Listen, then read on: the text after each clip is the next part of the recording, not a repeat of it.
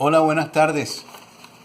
Yo soy el pastor Valerio Mejía de la iglesia Suriel, Centro Bíblico, Tu Lugar en Valledupar.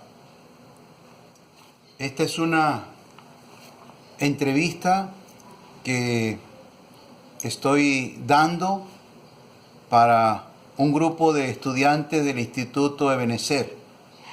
Especialmente quiero saludar en esta hora a Tatiana, la anciana, y a su esposo Yosio. Por problemas de asuntos tecnológicos, vamos a hacer una entrevista, con las preguntas de manera virtual. Estoy en conexión con Tatiana y ella me está transmitiendo las preguntas y yo voy a procurar responder a esas preguntas. El tema que vamos a estar tratando tiene que ver con el asunto de la ilustración o las ilustraciones o el uso de las ilustraciones dentro de los sermones, dentro de las predicaciones bíblicas. Así que, Tati, buenas tardes. Gracias por pensar en mí y lo que yo pueda hacer, por supuesto, por apoyarles y ayudarles. Ya sabes que cuentan conmigo. He recibido previamente las preguntas que me has enviado. Voy a irlas tratando de responder. Si hay alguna inquietud, alguna pregunta que yo no responda con solvencia, me puedes hacer una contrapregunta para responderla. La primera pregunta entonces que tenemos que resolver, de acuerdo a lo que tú me has preguntado, es ¿qué es una ilustración y cuál es el propósito de la ilustración? Yo creo, Tati, que una ilustración no es un chiste. Una ilustración no es un cuento. Una ilustración no es una historia.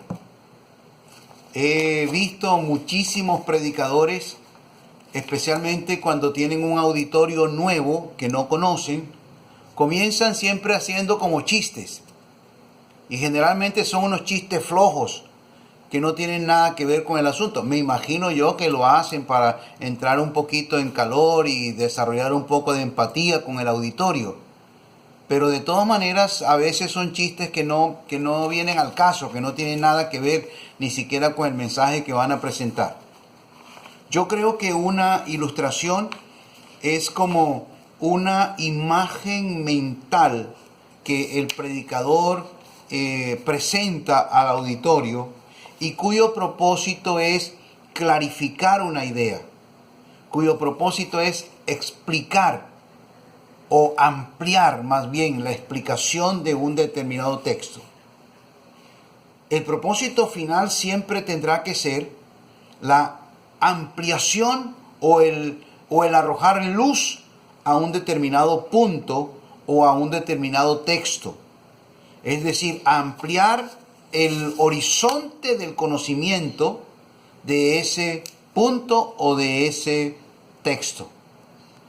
Por supuesto que podría ser un chiste, por supuesto que podría ser una historia, por supuesto que podría ser un cuento, pero tendría que ser exactamente con ese propósito, con el propósito de arrojar luz, con el propósito de ampliar, con el propósito de mostrar, con mayor claridad el punto que uno está procurando referenciar o que uno está procurando explicar. La siguiente pregunta tiene que ver con el hecho de ¿cuáles serían las maneras más prácticas para ilustrar los sermones? ¿De qué manera sería más práctico ilustrar los sermones? Yo pienso varias cosas, Tati. Pienso lo siguiente. Acuérdate que los pensamientos generan sentimientos y son los sentimientos los que generan las acciones. Como el hombre es tridimensional, el hombre es triuno, los buenos sermones, los sermones bien elaborados, atacan o tienen como meta la mente, la ampliación del conocimiento. Pero las buenas ilustraciones tienen como meta el corazón, no la mente. Si un buen sermón convence, una buena ilustración seduce, atrapa, clarifica la idea.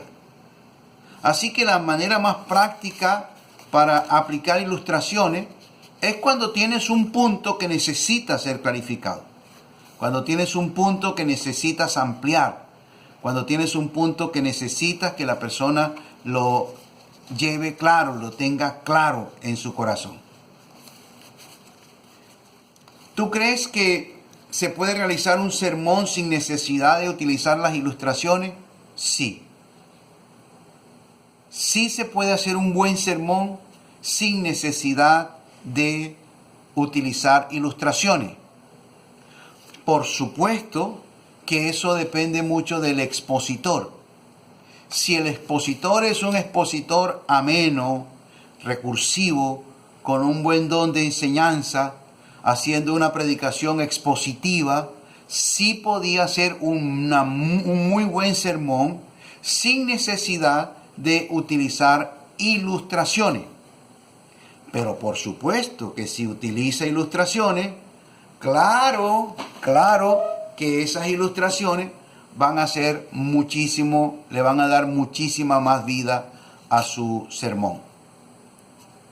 Me preguntas, ¿en qué momento exacto yo creo que debe hacerse una ilustración dentro del sermón? Bueno, lo primero que tenemos que definir, Tati, es cuáles son como las partes, las etapas normales de un sermón. Porque un sermón tiene que tener título, tiene que tener texto, tiene que tener auditorio, tiene que tener una introducción, tiene que tener un corazón del sermón, tiene que tener un cuerpo, tiene que tener unas conclusiones. Yo creería que eso depende entonces. Si tú haces una muy buena ilustración en la introducción del sermón, entonces tú captas la atención del auditorio. La gente dice, esta persona tiene algo importante que decirme, yo le voy a poner atención. Si tú haces una buena ilustración en el cuerpo del sermón, eso te va a facilitar entonces la aplicación, la enseñanza, el corolario de ese sermón. Si tú haces una muy buena ilustración en la conclusión, entonces a las personas o al auditorio le va a quedar claro el concepto que tú trataste de explicar. De todas maneras, acuérdate que en el cuerpo del sermón, cualesquiera que sean los puntos que hayas hecho, 2, 3, 4, lo que sea, en el cuerpo del sermón, cada punto principal del cuerpo del sermón debe tener por lo menos 3 grandes objetivos. El primero, debes explicarlo, explicar ese punto. El segundo, debes ilustrarlo. Y tercero, debes aplicarlo.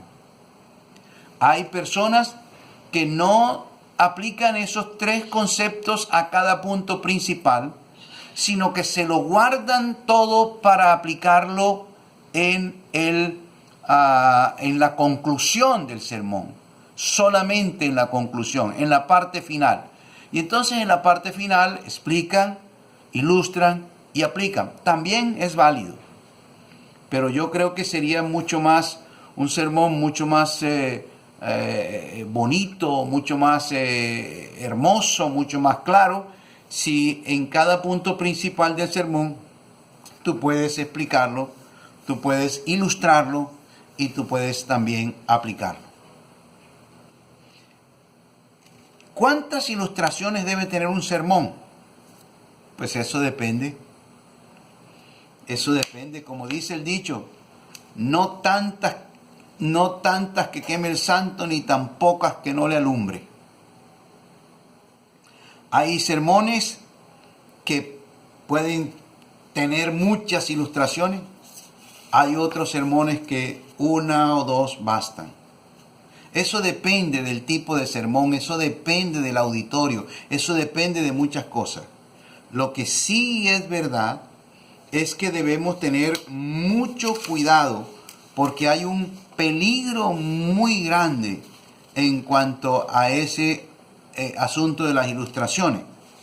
Peligro grande en el sentido de que puede ser que las muchas ilustraciones te roben la explicación del texto. O puede ser que en pocas ilustraciones no dejen con claridad el texto. ¿Qué métodos o qué fuentes se utilizan para hacer una ilustración? Pues yo diría que son muchas, pero fundamentalmente pienso en dos. La primera tiene que ver con la palabra del Señor. Un buen estudiante de la palabra del Señor encuentra en la Biblia cantidades de ilustraciones. La Biblia tiene símil, tiene metáfora, tiene analogías, tiene historias, tiene parábolas, tiene anécdotas, tiene poesía, tiene biografías, tiene tantas cosas de las cuales podemos sacar ilustraciones.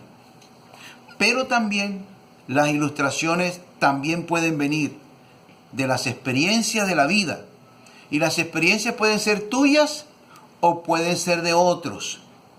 Pero cuidado con narrar esas experiencias. Me he encontrado casos de sermones de 40 minutos, de los cuales 30 minutos el predicador se dedicó a contar una experiencia personal. Y entonces se fue por las ramas y contó de la esposa, del hijo, de la suegra, del cuñado, de todo el mundo. O se metió en una cantidad de detalles que no le importaban o no venían al caso, no le importaban a nadie o no venían al caso. Y se diluyó y se perdió, se fue por las ramas y se diluyó la enseñanza de la ilustración. Entonces, en la palabra tenemos fuentes, en la experiencia de la vida tenemos fuentes propias o ajenas, pero tenemos que usarlas con consideración. La siguiente pregunta que me haces, Tati, es ¿qué efectos traería a una audiencia el hacer una mala ilustración en un sermón? Y aquí tengo que hablarte de dos grandes peligros con respecto a las ilustraciones. El primer peligro es cuando las ilustraciones son inadecuadas. Cuando estás hablando de, estás hablando de ovejas, entonces pones una ilustración sobre el trigo. Cuando estás hablando de un determinado tema y pones una ilustración de otra cosa que no tiene nada que ver con el asunto. Y el segundo peligro es cuando la ilustración es buena, pero no es pertinente, no es oportuna, no viene al caso. Eso hubiera servido si el tema del sermón fuese otro y no fuese ese que estás mencionando en ese momento. Entonces, sí trae confusión en la audiencia cuando una ilustración no es consonante, no es de acuerdo a, no es oportuna y no es pertinente al tema que estás tratando de desarrollar en el sermón. Y otra pregunta es, ¿qué recomendaciones yo les podría dar para hacer buenas ilustraciones? Y bueno, aquí tendría que pensar en algunas recomendaciones que les daría. Pero una recomendación general que yo les podría dar es que tenemos que aprender el arte de ilustrar nuestros sermones. Eso se aprende, eso no viene solo, eso se aprende con la práctica, con el estudio.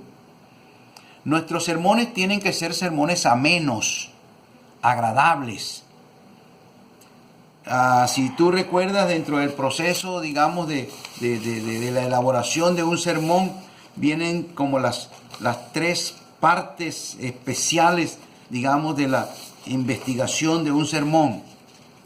La parte exegética o la exégesis, que tiene que ver con la fidelidad al texto, la parte hermenéutica que tiene que ver con la relevancia del contexto y el tender puentes entre la situación allá del autor original y de los oidores originales y nuestra situación actual.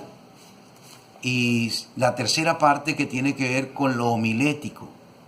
Lo homilético tiene que ver con el principio homilético universal que saco de ese texto, que es aplicable en todo tiempo, en todo lugar y a toda persona. Ese principio homilético tiene que ser presentado ahora de una forma tal que sea claro. Tiene que haber claridad. ¿Cómo te lo digo para que no se te olvide? ¿Cómo lo expreso para que tú me entiendas? ¿De qué manera puedo presentártelo para que siempre lo tengas presente?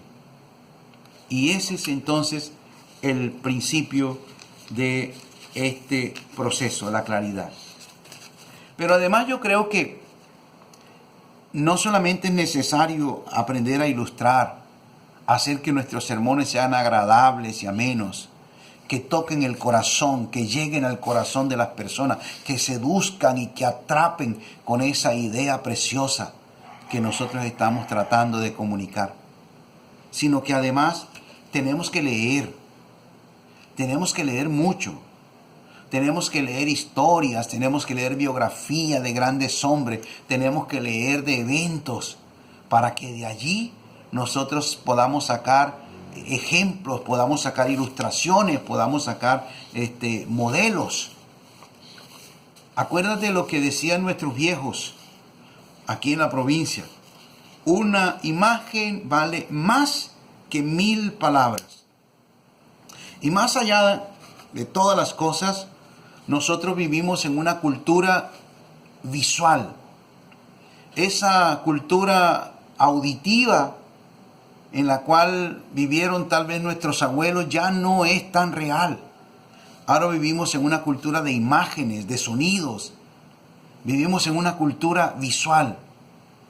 Y nosotros los colombianos y más los vallenatos somos un pueblo que está acostumbrado a las historias. La gran mayoría de personas que están en nuestros auditorios en las iglesias ni siquiera leen la Biblia, mucho menos leen el periódico.